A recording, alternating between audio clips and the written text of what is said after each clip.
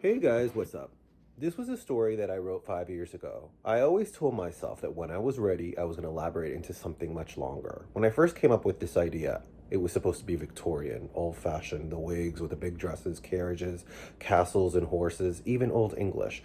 But instead, I decided to go into another direction. I kept the same storyline, just the imagery and time. Also, the culture has changed. I chose to put a lot of my Cuban roots into this and chose to make the story Spanglish. I'm really pleased with the choices I made. Well, here it is.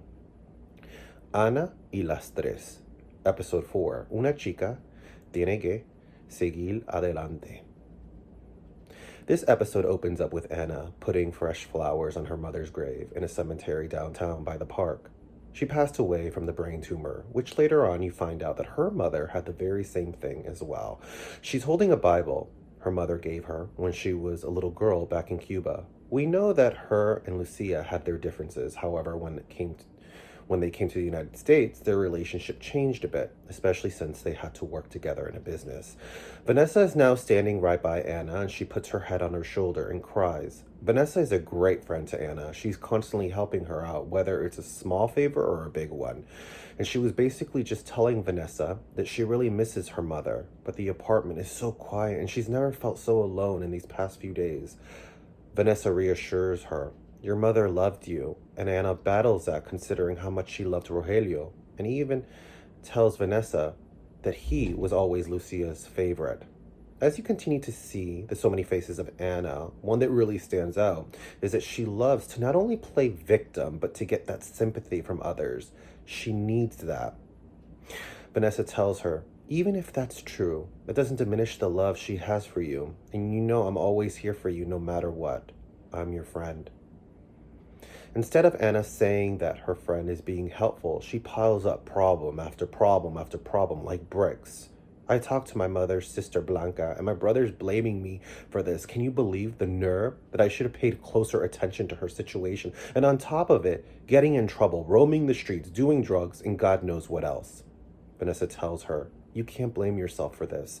Anna knows this. She just wants to hear it out of her friend's mouth. She wants that support. She wants that confirmation. It helps her. Vanessa asked her what she thought about going back to school. Anna says, "Remember financial aid? She doesn't have enough money to pay for it, and it doesn't cover it for her."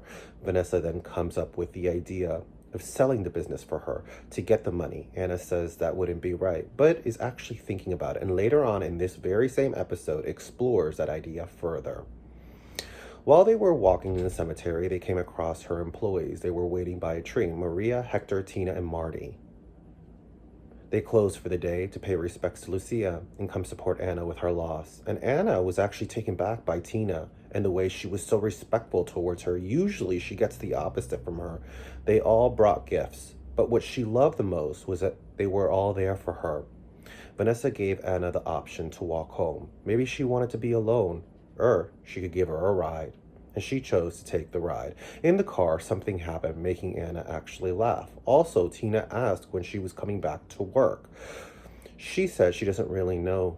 She even said she doesn't even know if she will come back. This was always her mother's dream, not hers. When Vanessa drops Anna off at her house, she decides to get out of the car and gives her a business card to Robert Davidson.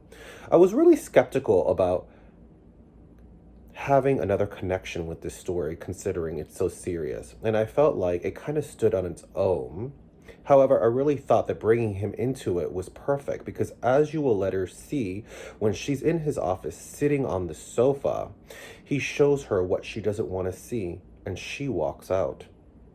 I also think one of the most intense scenes in this episode is when she gets off the phone with the dean of the college and she tells her that she has to wait.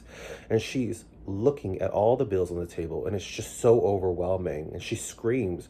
We can't help but have some pity for her. But what Anna doesn't see yet is that she has the power to change her story. But the question is, will she? At the end of the episode, she wakes up to another day and goes back to work. Same routine.